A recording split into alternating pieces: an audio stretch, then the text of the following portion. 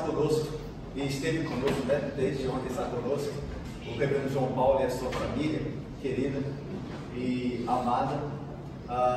O reverendo João Paulo, ele foi um dos primeiros pastores aqui da igreja presbiteriana de Icaraí. Então, nossa igreja, certamente durante esse período de existência, tem sido muito abençoada, também por tê-lo tido como pastor aqui em Icaraí, a nossa querida e amada congregação.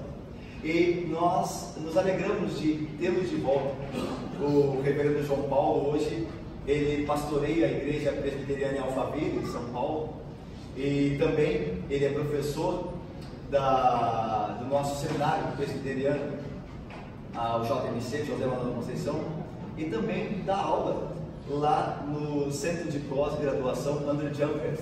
Nós tivemos o privilégio de tê-lo como professor lá em um dos nossos módulos, e ali nós vimos, pela graça do bom Deus, a capacidade, né? E não só isso, o reverendo João Paulo não é só alguém, pela graça de Deus, muito capacitado para ser um pastor e um expositor da palavra, mas alguém também muito amável, muito amável. Eu me lembro com carinho do reverendo João Paulo, quando eu fui pastor em Belo Horizonte, eu já o tinha levado lá. Quando eu pastorei a igreja de Belo Horizonte, ele foi o preletor do nosso primeiro acampamento lá em Belo Horizonte. Eu me lembro quando eu cheguei no seminário, era o meu primeiro ano, e o reverendo João Paulo estava terminando, era o último ano dele.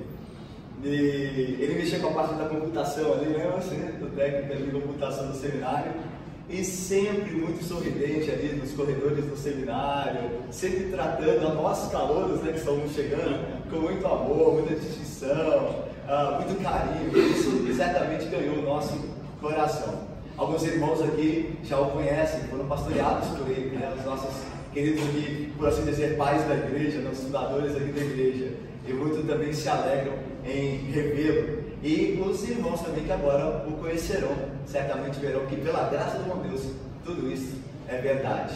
Eu vou pedir da minha família do reverendo João Paulo, a gente estava comentando ontem, né, a esposa do reverendo João Paulo, Juliana, que como a igreja muda, né, a gente vive numa igreja por um tempo, aí fica longe, fora, quando volta ela tem outra cara, né? A gente reconhece algumas pessoas, mas então muitos não os conhecem ainda. Por favor, fiquem de pé.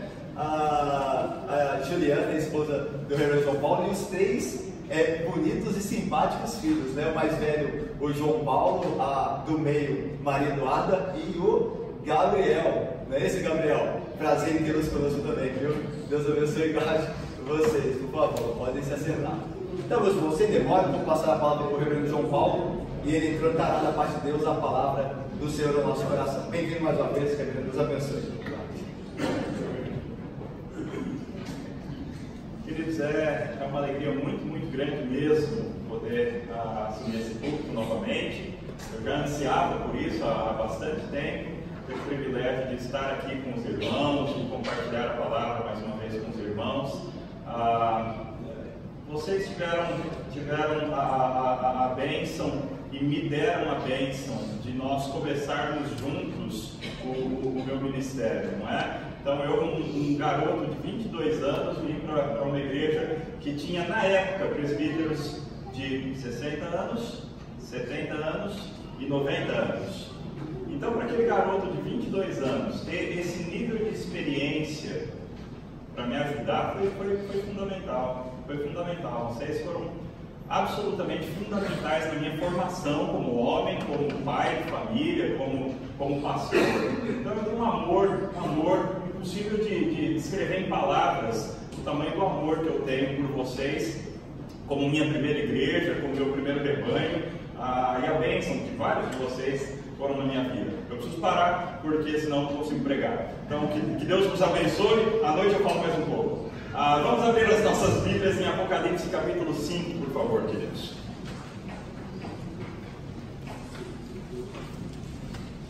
Apocalipse capítulo 5.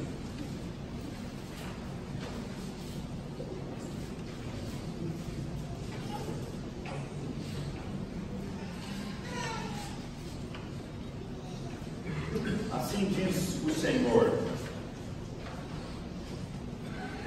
vi na mão direita daquele que estava sentado no trono um livro escrito por dentro e por fora, e todo selado com 7 selos. Vi também um anjo forte que proclamava em grande voz: quem é digno de abrir o livro e de lhe desatar os selos? Ora, nem no céu, nem sobre a terra, nem debaixo da terra, ninguém podia abrir o livro, nem mesmo olhar para ele. Todavia um dos anciãos me disse, e perdoem, eu pulei o versículo 4, e eu chorava muito, porque ninguém foi achado digno de abrir o livro, nem mesmo de olhar para ele. Todavia um dos anciãos me disse, não chores, eis que o leão da tribo de Judá, a raiz de Davi, venceu para abrir o livro e os seus 7 selos. Então vi no meio do trono e dos 4 seres viventes, e entre os anciãos de pé, um cordeiro, como tendo sido morto. Ele tinha 7 chifres, bem como 7 olhos, que são os 7 Espíritos de Deus enviados por toda a terra. Veio, pois, e tomou o livro da mão direita daquele que estava sentado no trono, e quando tomou o livro, os 4 seres viventes e os 24 anciãos prostraram-se diante do cordeiro, tendo cada um deles uma harpa e taças de ouro cheias de incenso, que são as orações dos santos. E entoavam um novo cântico, dizendo, digno és de tomar o livro e de abrir os selos, porque foste morto e com o teu sangue compraste para Deus os que procedem de toda tribo, língua, povo e nação, e para o nosso Deus os constituíste reino e sacerdotes, e reinarão sobre a terra. Vi e ouvi uma voz de muitos anjos ao redor do trono, dos seres viventes e dos anciãos, cujo número era de milhões e milhares de milhares, proclamando em grande voz, digno é o cordeiro que foi morto de receber o poder, e riqueza, e sabedoria, e força, e honra, e glória e louvor. Então ouvi que toda criatura que há no céu e sobre a terra, debaixo da terra e sobre o mar, e tudo o que neles há, estava dizendo, àquele que está sentado no trono, e ao Cordeiro, seja o louvor, e a honra, e a glória, e o domínio pelos séculos dos séculos. E os 4 seres viventes respondiam, amém. Também os anciãos prostraram-se e adoraram. Vamos orar mais uma vez, irmãos. Pai querido, esse trecho, essa porção tão especial e tocante da Tua Palavra foi lida diante de nós. Pai, nesses poucos minutos, fala aos nossos corações. Mostra-nos mais de Ti mesmo. Mostra-nos mais da beleza do Senhor Jesus Cristo. Amém. Que nós nos tornemos ainda mais impressionados, ainda mais admiradores do Senhor Jesus Cristo, pela glória que Ele tem, pela bondade dEle e porque Ele morreu por nós. Ó Deus, conduze-nos, portanto, nesses minutos, em nome de Cristo Jesus. Amém. Amém. O livro do Apocalipse é um livro bastante complicado. E eu tinha tomado uma decisão nos meus primeiros anos de ministério, vocês sofreram as consequências dessa minha decisão. A minha decisão foi, eu não vou pregar esse livro. Esse livro é muito difícil, é muito complicado, então, como eu não sei exatamente como interpretar o livro, eu simplesmente não vou pregar no livro. Eu passei muitos anos praticamente, eu estudava o Apocalipse, mas eu não falava do Apocalipse em lugar nenhum. Eu continuo sabendo um pouco do Apocalipse, mas eu aprendi a extrair algumas lições do livro, mesmo não sabendo todos os detalhes dele. Porque no final das contas eu aprendi que ninguém sabe. O que significa exatamente isso? Ninguém sabe. Várias das coisas do livro, ninguém sabe com certeza. É interessante pegar os comentários dos livros dos estudiosos do Apocalipse e olhar o que eles dizem. Além de haver grande discordância entre os estudiosos do Apocalipse, quando alguém chega a alguma conclusão, eles dizem, isso daqui provavelmente significa X. Então é assim mesmo. O livro é um livro muito difícil. E assim como as profecias do Antigo Testamento, muito provavelmente partes do livro foram escritas para nós entendermos depois que acontecer. Quando o livro se cumprir, então nós olharemos e falaremos, estava escrito, olha como está perfeito aqui o que está acontecendo. Mas normalmente é depois que acontece que a gente entende a profecia. Antes, a gente só tem algumas noções. Ainda assim, o capítulo 5 do Apocalipse é muito claro a respeito da glória do Senhor Jesus Cristo. E é isso no que nós vamos nos concentrar nessa manhã, na glória do Senhor Jesus Cristo. O capítulo 5 vem, evidentemente, depois do capítulo 4. Isso é importante porque no capítulo 4 nós temos a primeira grande visão de João no livro do Apocalipse. Nos capítulos 2 e 3, João escreveu aquelas 7 cartas para 7 igrejas que tinham ali na atual Turquia, antiga Ásia Menor. E aí então no capítulo 4 aparece a visão do grande trono de Deus. João é transportado em espírito para o céu, para um lugar chamado a Sala do Trono de Deus. O mesmo lugar que Isaías tinha visto, um profeta meio escondido no Antigo Testamento, Micaías tinha visto, Ezequiel viu, Estevão, quando estava sendo apedrejado, viu. Vários homens de Deus tiveram a bênção e o privilégio de contemplarem a sala do trono de Deus, normalmente em situações que aqui na terra as coisas estavam muito difíceis. E assim também aconteceu com João.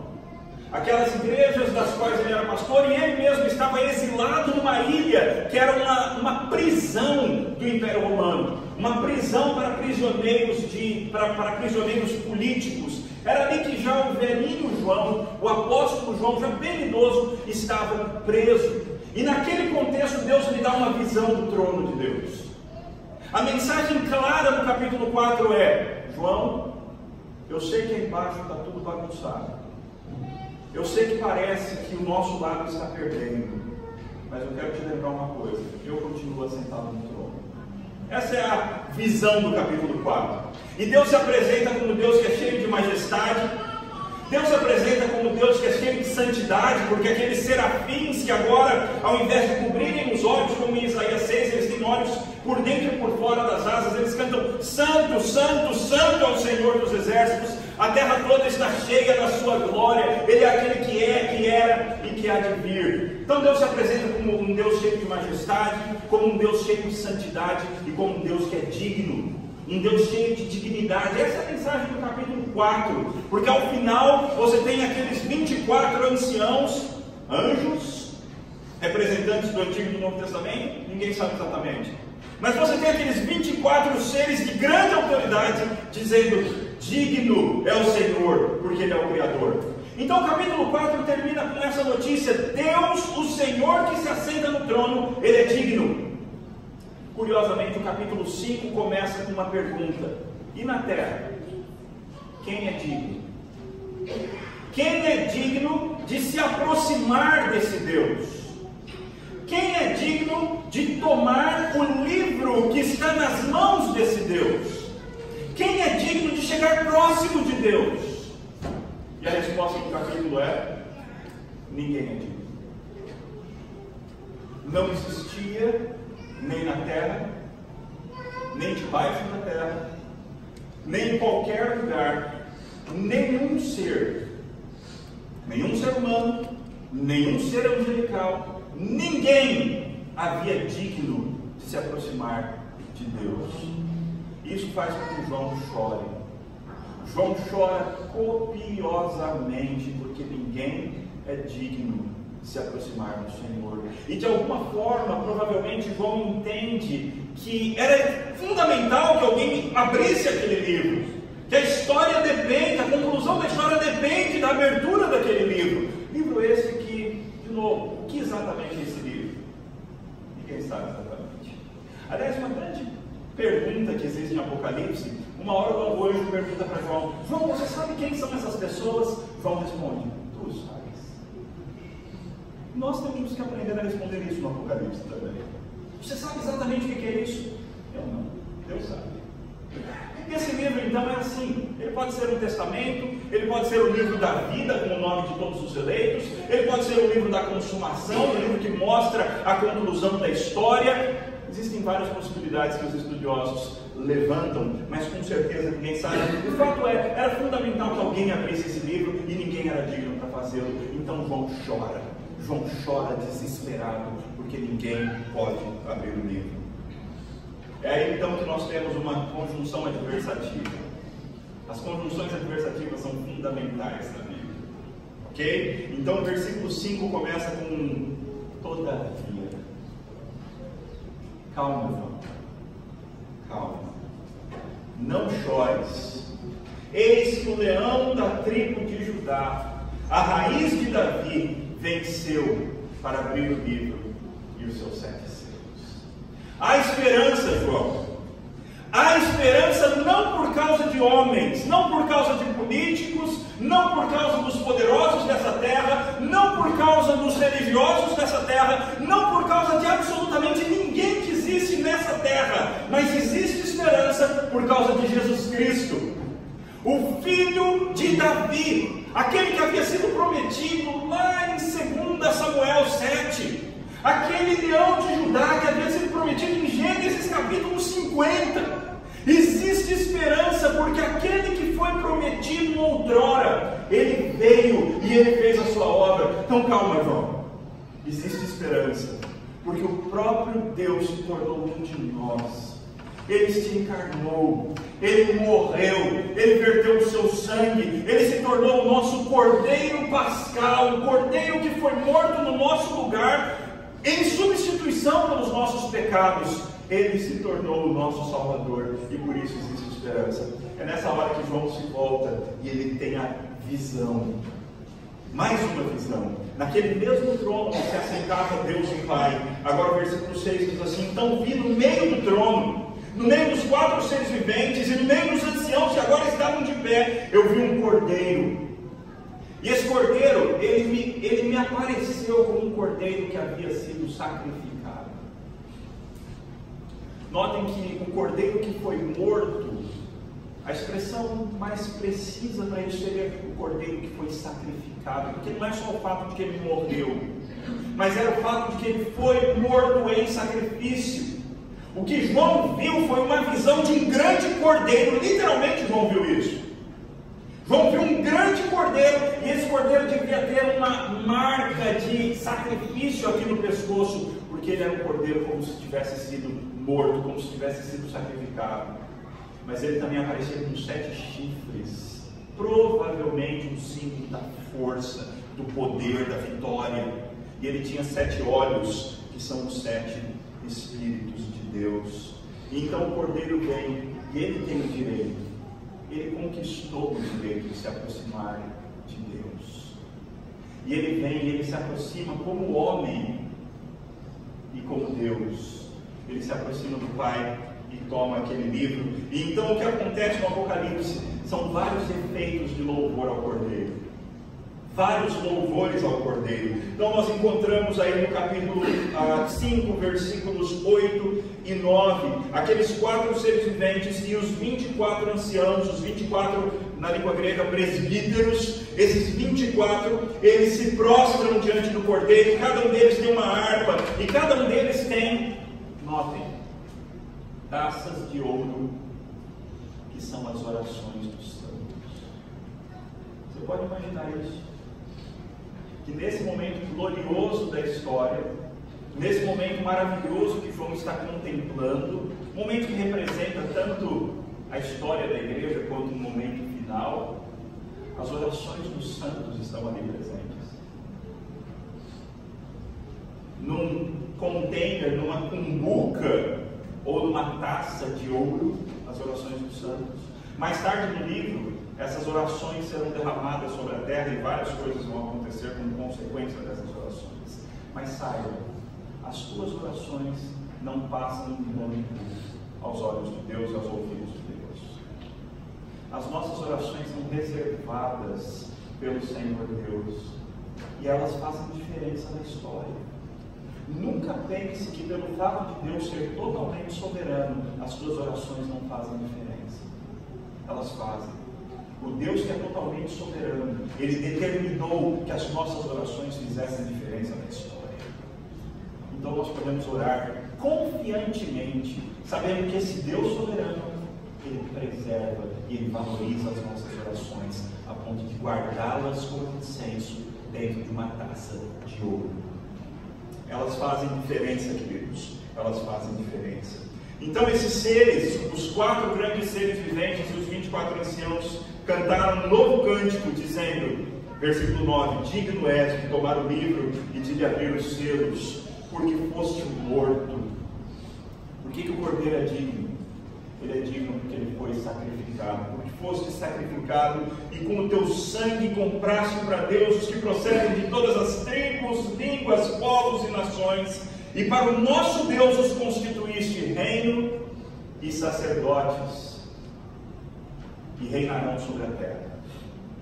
Imagine os irmãos, que aqueles nossos irmãos daquelas igrejas da Ásia Menor estavam sendo, vários deles, não todos, mas vários deles estavam passando grande dificuldade, grande angústia e grande perseguição. Mas agora Deus nos dá uma garantia, e a garantia é a seguinte: a obra do Cordeiro teve um objetivo muito específico, e o objetivo da obra do Cordeiro foi comprar para Deus pessoas que procedem até lá daquele país chamado Brasil. Pessoas de todas as tribos, de todos os povos, de todas as raças, de todas as línguas, de todas as nações. O Cordeiro comprou para Deus gente de tudo que é jeito, e de tudo que é canto, e de tudo que é lugar. Mas o Cordeiro os comprou para Deus para transformá-los em reino de Deus. Vocês são reino. Vocês são o reino de Deus presente hoje na terra. Como é que Deus manifesta a sua presença hoje? Por teu intermédio. Você é reino de Deus, você é sacerdote. Você foi comprado pelo sangue do Cordeiro, a fim de ser feito sacerdote do Senhor Deus.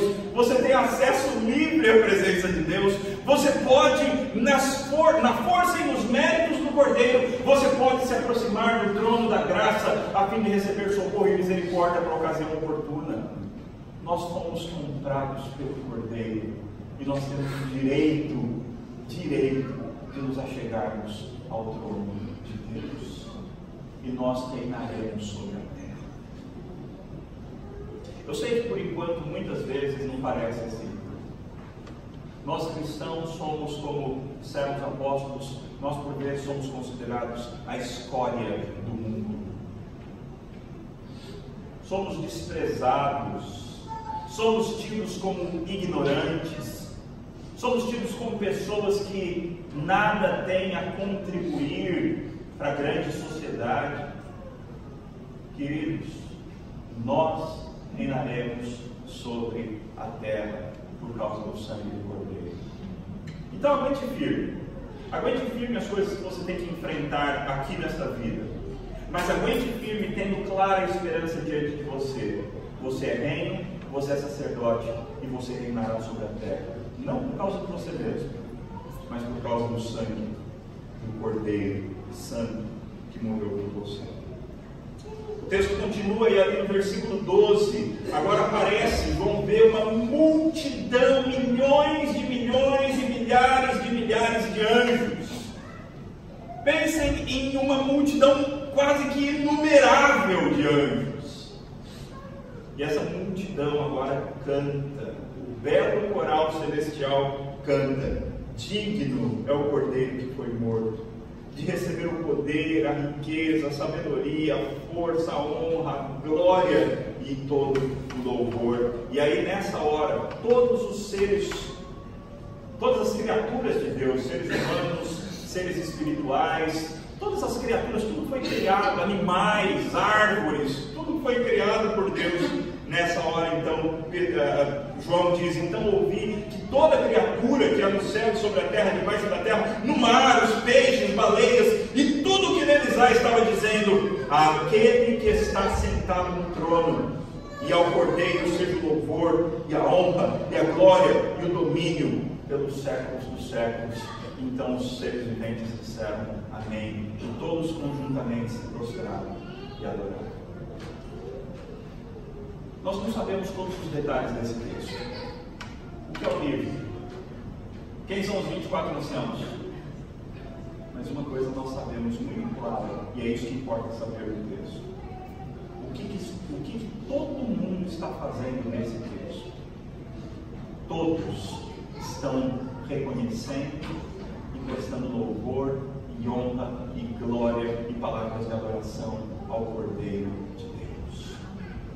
Portanto, o que você deve fazer? Como é que você deve viver a sua vida? Para que você existe? Você existe para a mesma coisa.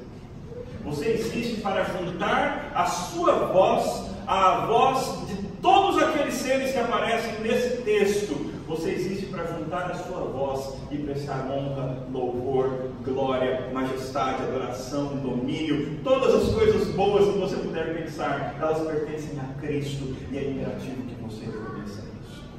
O centro da história não sou eu e nem você. Às vezes nós achamos que somos, não é? Às vezes achamos que somos pessoas importantíssimas. Não somos. Não somos. O protagonista da história do mundo é o Cordeiro. O protagonista da história do universo é o Cordeiro de Deus que foi morto. Portanto, juntemos as nossas vozes, queridos.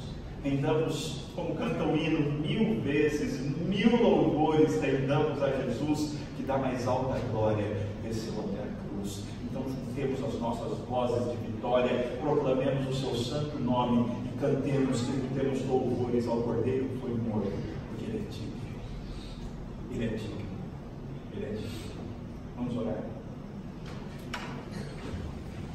Ó Cordeiro Santo de Deus, receba toda a nossa adoração, todo o nosso louvor, que toda a glória, honra, império, majestade, soberania e poder pertençam a Ti, ó Jesus. Tu és maravilhoso, Jesus. Sim. E nós amamos o Senhor. Tu és o Cordeiro que foi morto. Nem sempre fostes. Mas o Senhor decidiu se tornar o Cordeiro que foi morto no nosso lugar.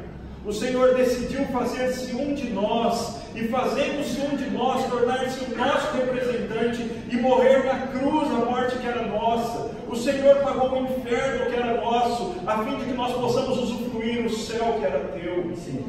Ó Deus, ó Cordeiro Santo de Deus, receba as nossas vidas, receba o nosso louvor, receba a nossa adoração. Que aquele que está sentado no trono, tu, ó todo soberano Pai Santo, e ao Cordeiro, sejam toda honra e glória para todos sempre. Amém. Amém.